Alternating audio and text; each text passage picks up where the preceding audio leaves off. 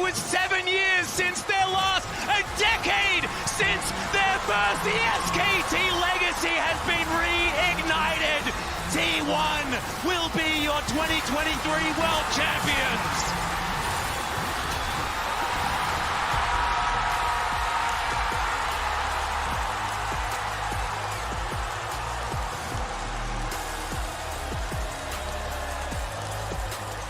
It took them 2 years to win a title again.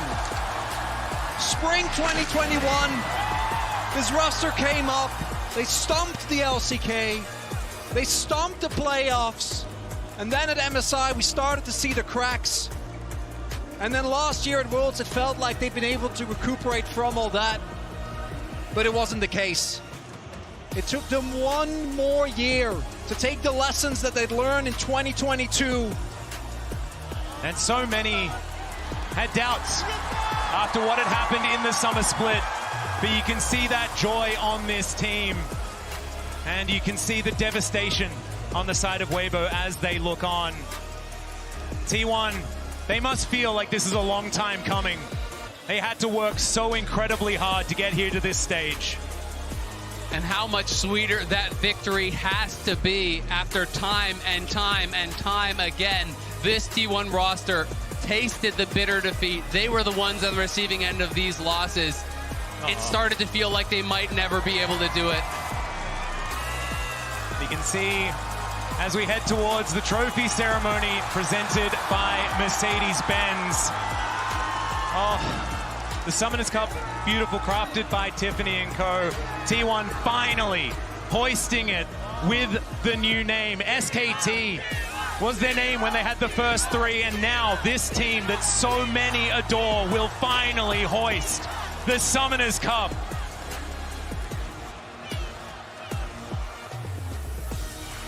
And they've waited for it. Last year, the story wasn't about them. But this year it is. All the pent-up emotion for this team, all the disappointment, it's led to this. And what an incredible run. With 4 LPL teams remaining, T1 were the last team from any other region, let alone the LCK. They took down BLG 2-0. They swept LNG. They crumbled JDG's Golden Road.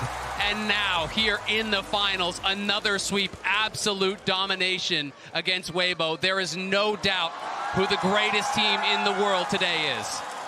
And you can see Faker especially looking on while his teammates are raising the cup as well. He's done it 3 times. This is the first time, and he'll hoist it for the 4th.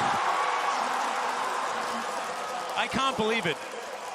The GOAT has bookended his first decade with 3 zeros over the LPL, but let's recap this incredible Worlds run by your world champion, Hometown T1. Heroes T1 are defending the honor of the LCK. They had a very shaky summer, 9-9. But it is still T1. It is still the #2 seed from the LCK. But here's Summit just by himself, finds himself, and the Magnus Summon is 3! It's gigantic, and Summit's going all out to just roll over the top of TL. T1 are gonna take the first game of Swiss. 페이커가 직접 체력 들어갑니다. 와, 대경야 체력 쳤는데요. This is the team that T1 fans wanted. Entrada sensacional do ano! Baker predicts Ruler's flash. He gets there first. He catches him with the ultimate. It is a clean ace.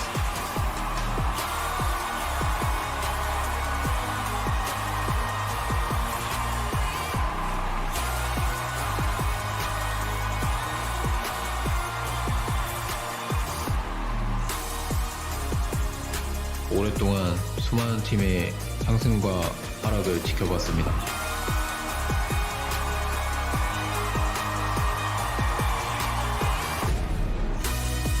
끝에 서 있던 사람은 항상 저입니다. Goes down so low, but isn't going to survive. Wei trying to get himself out of the going to split them. Carrier tries to get it to Chris. He goes forward and then just explodes, and then Owner thinks that that's his moment. It's a double again.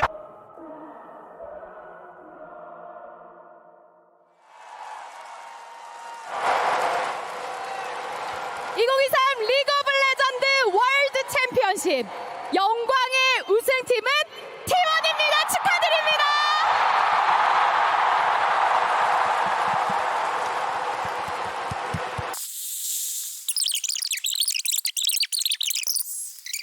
자, 2023 리그 오브 레전드 월드 챔피언 T1입니다. 큰 박수 부탁드립니다.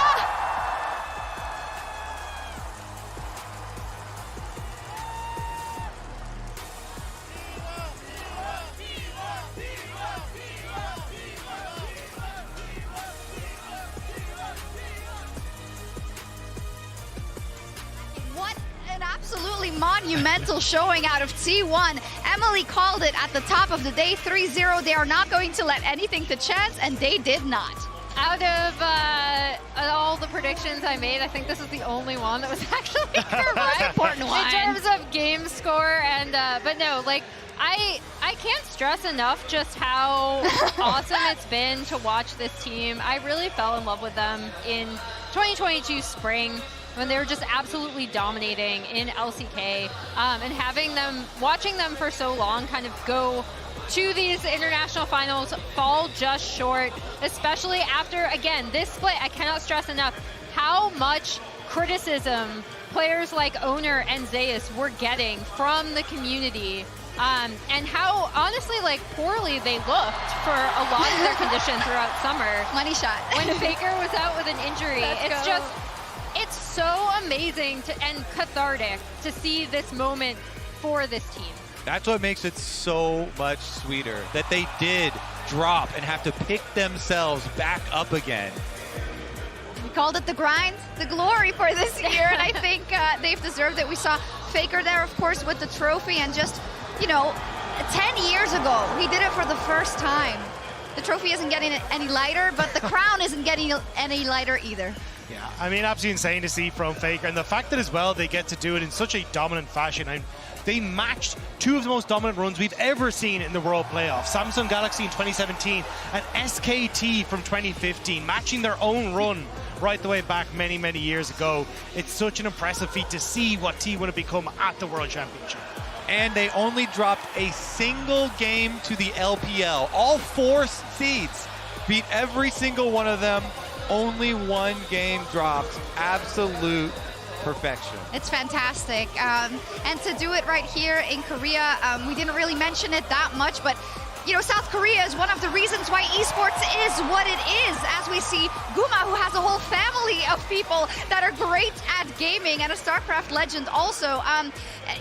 In general, it's just such a beautiful moment, and I almost think, was it all for this? The 2 years of the heartbreaks for the T1 fans, for the organization, for the players themselves, even on the biggest stage. But this is what you get in return for all your hard work. And it's the fact that every single one of them stepped up at different times over the course of this playoffs.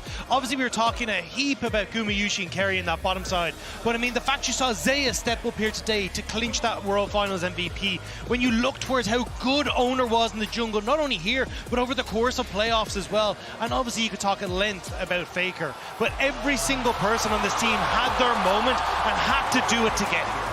Yeah, and I think the other thing that I still want to stress about this team is like the fact that they came in, you were looking at how they were going to play, you were looking at JDG. A lot of people were like, JDG has the golden road, the meta hasn't changed at all. Basically, this team said, no, like, we will dictate the pace of the meta, and as it evolves, Keria was there every step of the way, kind of being a pioneer. So when even other teams kind of took a lot of the support and bot lane picks, it was T1 who were still dictating the pace and what was happening, and you saw they had really good answers and thought behind so many of their moves throughout every single series in this tournament. I think if you're looking at the tournament overall, Keria might be my overall MVP. Okay, Zeus definitely deserves it here for finals. Him and Owner had really big games. Faker, as you said, popping off in the last one as well, especially. It's so interesting because we were watching the JDG match as well, and it almost seemed like it's a pre-final, of course, almost, but today, I don't want to say it, but we had them as huge favorites, and for Weibo, was it a collapse or was it just the fact that T1 was that much stronger? How do you want to put it? That was just Weibo. That's just Weibo to the T. I mean, this team can, on the day, look like the best team in the world, but it can oftentimes fall apart because you do have players that are so coin flippy, like the Shy, Xiaohu not stepping up, and even when we look towards, you know, how a lot of these fights were going, a lot of them were resting on that knife's edge, and Weibo very quickly turned it into themselves. Yeah, it's true. For T1 also, we've said it before, but now we often say the LPL is like the most gruesome qualifying bracket for Worlds. Well, T1 ran through all of them to make it to this title, which is so impressive, especially when you look at the history between these two regions and the fact that T1 wasn't necessarily the team you would have chosen out of the LCK to make this run. Yeah, I think a lot of people were highlighting Gen G as like on the opposite side of the bracket as the other LCK team, or the LCK team that might make the most noise at this tournament. I think it's also for T1, like specifically, and again, this roster, like I loved hearing from Zeus being like, oh wow, someone copied. That's awesome.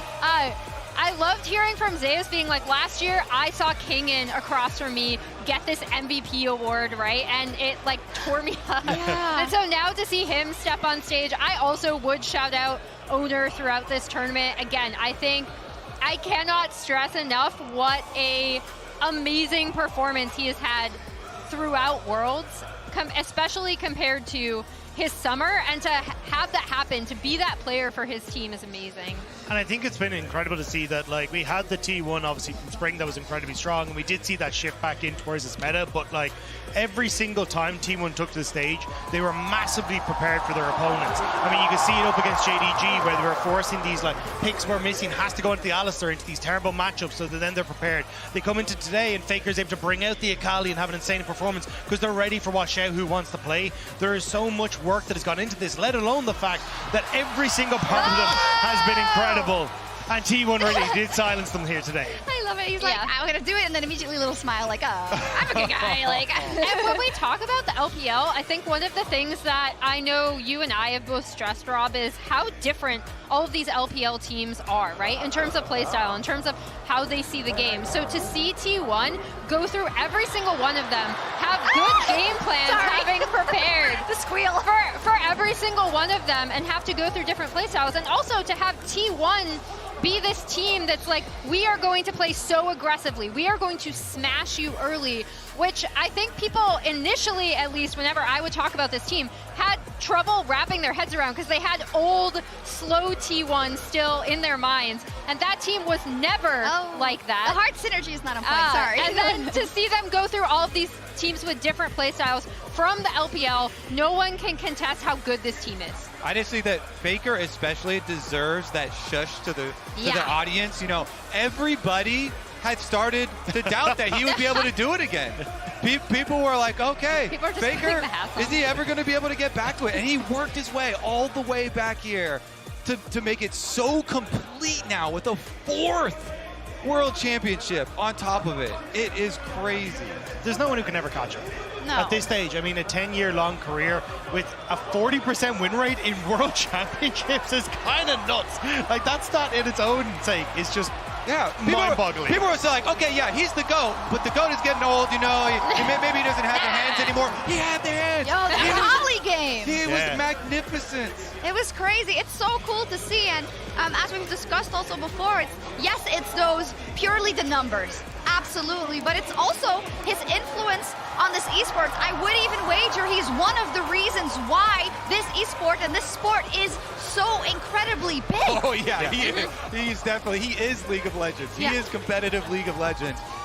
I have to say as well, just for the T1 team, like there is also no way that this is ever going to not be Korea's favorite team ever. Yeah. After being the only hope in the tournament and having all the pressure on them. Do you think they're still going to go their separate ways? They can't now. Oh my God. If the team breaks up still, it's going to be such a heartbreak. I have some disappointing news for you guys. I think they still might. I mean, either way, We'll see. I think it's still an incredible moment for T1 and for Faker. 10 years ago, the LPL got their first ever finals at the World Championship stage against Faker and against SKT, and they couldn't overcome them.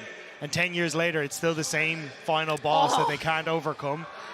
And it's incredible to see that T1 have been able to keep what has been such a world-class level for such a long period of time. And finally to have the other 4 members on this team picked up more than a well-deserved win and more than a well-deserved title is such a momentous moment, not only for like this team, but also, as you say, for the esport as a whole. It's crazy. Hey, Kobe, you tweeted it, but what skins do you think we're looking at? I was thinking the Jace top for Zeus. Yeah? You know the story around his name and his mom suggesting it to him because it does sound like his Korean name. And the God of Lightning is so intertwined with some of his favorite champions, with the Jace, with the Kennen and So stuff. not Volley Bear? That'll be my vote. When I return, I get back. But you know, maybe something like that for him. You know, for owner. The Lee Sin, he got to pull it out in the finals a bunch. It has been magnificent for him. Every jungler also loves Lee Sins, and that sells really well. So maybe something like that. Faker's always talked about the Ahri. Yeah. So maybe he can finally get his Ahri skin. Oh, right. The bottom lane is a little more difficult because they're so versatile. Yes.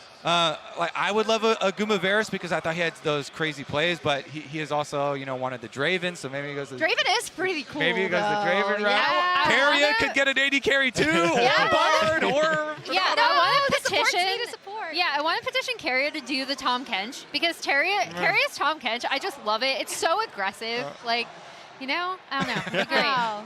Really exciting. Another side quest, something we can talk about a lot. We do have a little bit of time to kind of talk about this win as we're setting up for our own interview, I believe, with Faker and Laura and Jason. But as you can imagine, a lot of people want to talk to him. That's a Tell problem. me how it goes. Probably everyone.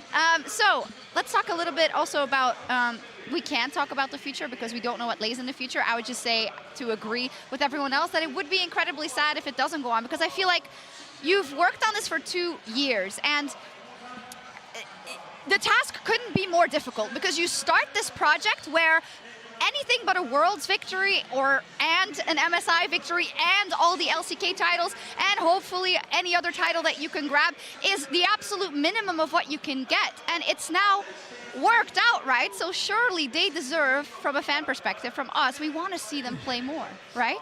deserved, yeah. Yeah, I think the other thing is this roster, when we were looking at when they might have won their first Worlds title, and like the initial iteration in 2021, I'll exclude, but 2022 last year, they were still so young. Like it was basically, you know, like Faker and the Zoomers, right? Yeah, so, I remember that. So I think for this lineup, what I'm not looking for is to see like, oh, are they going to stick together?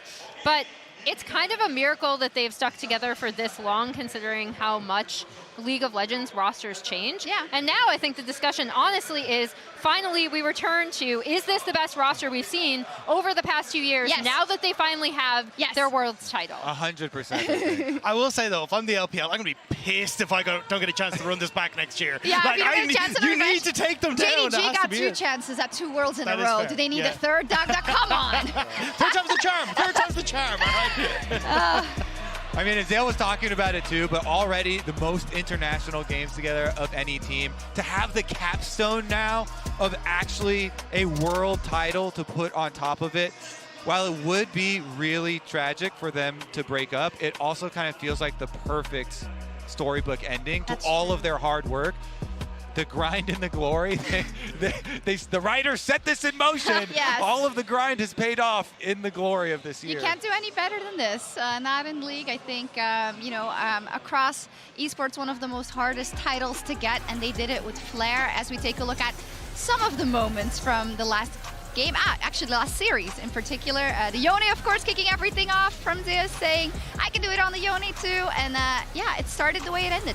Yeah, the skirmishing from T1 was absolutely insane. It felt like every single time they were going in, they're just dismantling Weibo every single time. And yeah, this one is nasty to see. Shehu tries desperately to get anything rolling for them, but T1, they always have their number. That bottom lane synergy, Guma and Carrier both like, nope, dodging both of them to the side. Then he flashes the Kalista ult too, and the re-engage, oh my goodness. It was perfect. In the same vein that we've talked about Yeah, go ahead. Faker Zonya's there on the Azir That was ult sick. and That the was so Kennen sick. ult. Clutch. He immunes 2 ultimates, and then he sticks in here in the middle of 4 people in his shroud to kill Xiaohu, flashes out, hits his E, and goes back for the I'm not trying to take away from Faker here, but I feel like he had a little help from Chris. That's always the case. Here's a post-game breakdown for that last one as well. So in the same vein where we've talked about T1 kind of, and this was really their chance. For the side of Weibo, when you're a Xiaohu who has been trying to get this for so long, for the Shy getting back to the World Finals, the same for Crisp. I'm not saying the story is the same for all of them, but we have to take into account they've definitely proved that they deserve to be in the final, very much so, but it's going to be very, very difficult to get there again, I think, when you look across of that lineup.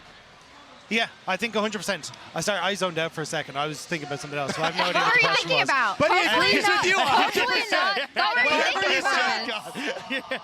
I mean, look, I think for Weibo, I think it's a long road to try and get back into this position. Yeah. I think, as you say, this is a squad that has incredible talent, but it's also one that's taken a long time to try and get together and try to work together. True. When I look towards the Shy, look, this is as you get what you give. It's kind of a bit back and forth with him, but I think this is definitely a roster that has grown together over time and kind of understood how they need to work together. Even the Shy in interviews saying, hey, look, this is now a team that I do trust in and a team that I can't believe in. So maybe we get the run back, but we have no idea. I only will play Ornn when I trust all my teammates to carry, and he played Ornn. He That's the needed truest side. to trust his The truest teammates to sign of carry trust. in that game. I think the big thing for me with this Weibo roster, first of all, I never expected them to make a Worlds Finals based on their performance. Or Worlds. I didn't even expect them exactly to make it here. I think when you look at what Weibo and then previously Suning has kind of done with their lineup, they've shuffled pieces around until they found something that works. So I am really curious to see what's next for a lot of these players, especially, like, I do want to highlight Weiwei, right? Because I do still think he was very much their most consistent performer throughout this tournament. Obviously, like, certain other players had highs, but then they also had some pretty low lows if we're looking at someone like the Shy or even Crisp, who I did appreciate how he adapted to the meta, but I also thought he looked really, really rough at times, including today in this series. So yeah, I do want to shout out Weiwei for being someone who did come in when the team felt like they needed to put in someone else over Karsa. That was kind of still a controversial decision despite the criticism that Karsa was receiving.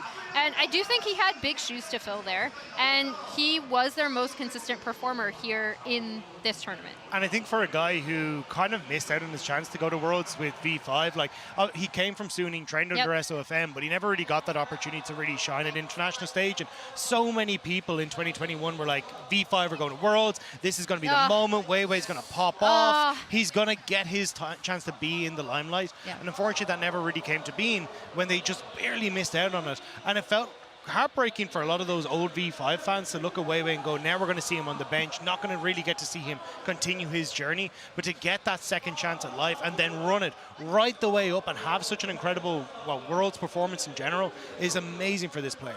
Yes, definitely so. Yeah, do you want to look back at some general Worlds highlights? The ref. Let the good times roll. We don't have a video actually. You can look back on some of your favorite moments. Energy was good. Oh my God. Energy was definitely good. Very, very proud of that team.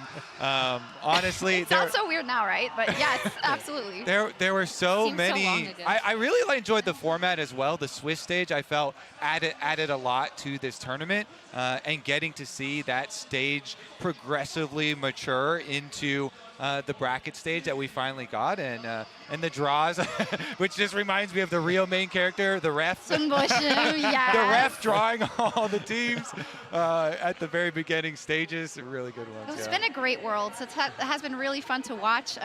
Overall, I've seen that a lot of people have been watching, for sure. It's been really exciting.